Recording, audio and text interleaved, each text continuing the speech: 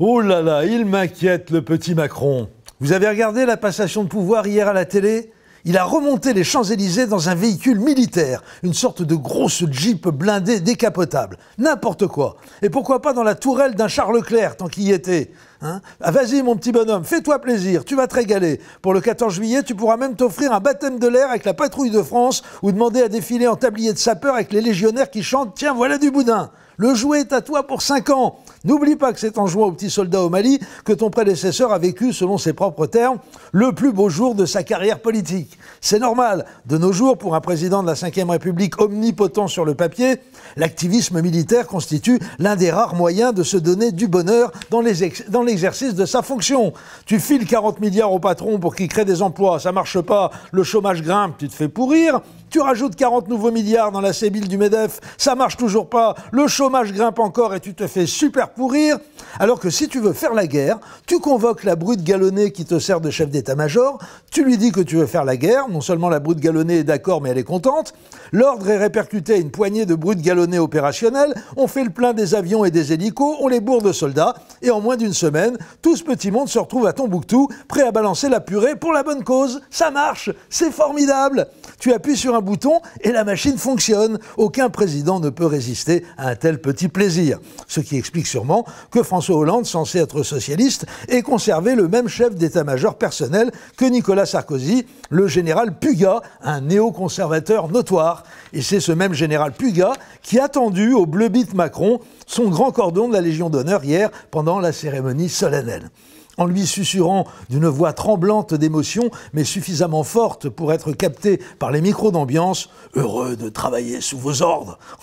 Oh, le gros lèche-cul, le cireur de Rangers, le mec qui est prêt à tout pour garder son job, avec sa tête de caricature de Cabu, mon général faillote au vu et au su de la France entière. Même les gazelles ont plus de pudeur. Ceux qui n'étaient pas mauvais non plus dans le maniement de la brosse à reluire hier, c'étaient les journalistes.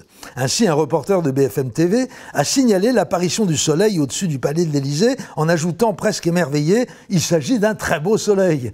Évidemment, banane, tu te doutes bien que pour un tel événement, le bon Dieu n'allait pas envoyer un soleil moche avec des tout petits rayons, même pas jaunes, jaunâtres. Apolline de Malherbe, fille d'ouvrier qui travaille également pour BFM, envoyé spécial de la chaîne sur le toit de l'une des ailes de l'Élysée, a tenu à indiquer avec gravité « Je suis fier d'être ici ce matin pour couvrir un tel événement ».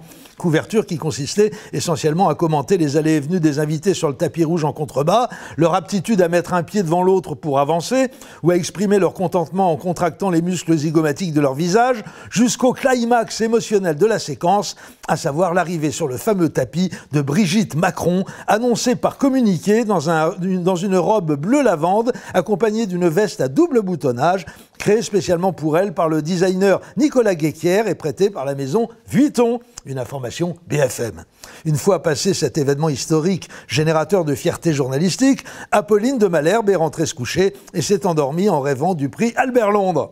Par bonheur, Ruth Elkrief était toujours à son poste afin d'assurer une continuité dans l'extase Macron-maniaque par de fortes déclarations du style, je la cite, « C'est le personnage Macron qui parle, sa jeunesse, son énergie, sa volonté de rendre les choses différentes. » Et elle commentait le discours du président Macron auquel je n'ai personnellement rien compris. Par exemple, il a dit « La géographie s'est rétrécie, mais le temps s'est allongé. » Pas compris. La France n'est forte que si elle est prospère. Oui, sûrement, mais bon.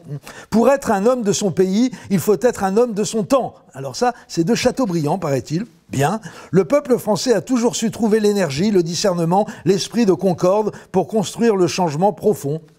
Tant mieux, c'est plutôt une bonne nouvelle, ou encore, parce que nous aurons rendu aux Français le goût de l'avenir et la fierté de ce qu'ils sont, le monde entier sera attentif à la parole de la France. Non, ce n'est pas du Sully Prud'homme, c'est du Macron. Et après ce discours délicieusement filandreux, notre petit prodige est allé saluer ses amis qui l'attendaient en randonnion depuis 2 plombes.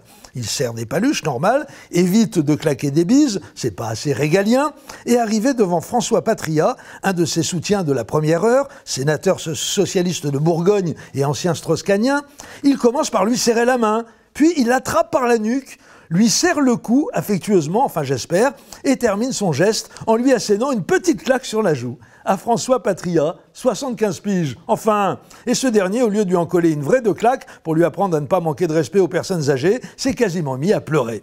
2 mètres plus loin, il tombe sur un autre soutien fidèle, Gérard Collomb, le maire de Lyon, et rebelote, il lui fait le même coup, et l'autre se met aussi à chialer.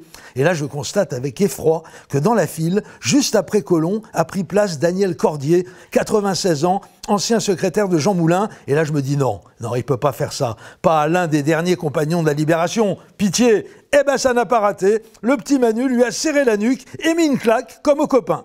Vous voulez mon avis? Il faut arrêter de dire au sémillant Macron qu'il est le plus jeune chef de l'État français depuis Napoléon, parce qu'il va finir par leur tirer les oreilles aux vieux. À lundi.